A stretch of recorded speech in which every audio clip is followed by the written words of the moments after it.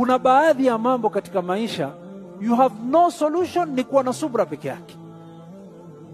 Kuna baadhi ya mambo ambayo yanayokukumba hauna suluhisho, ni kuwa na subra. Mwenyezi Mungu asema, nimewajalia nyinyi waumini au nyinyi wanadamu mtasumbuana, wengine watakuwa kiwasumbua wenzao.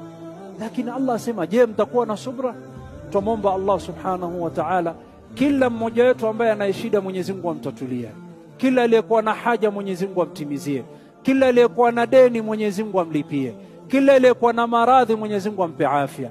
Kila aliyekuwa hospitali Mwenyezi Mungu ampe afya. Kila anaingia katika kufanywa jeraha amalia na wanaofanya operation Mwenyezi Mungu apatie afya.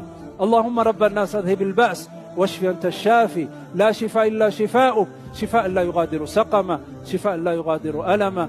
وصلى الله وسلم وبارك على نبينا محمد وعلى آله وأصحابه وأتباعه ومن اتبعهم بإحسان إلى يوم الدين.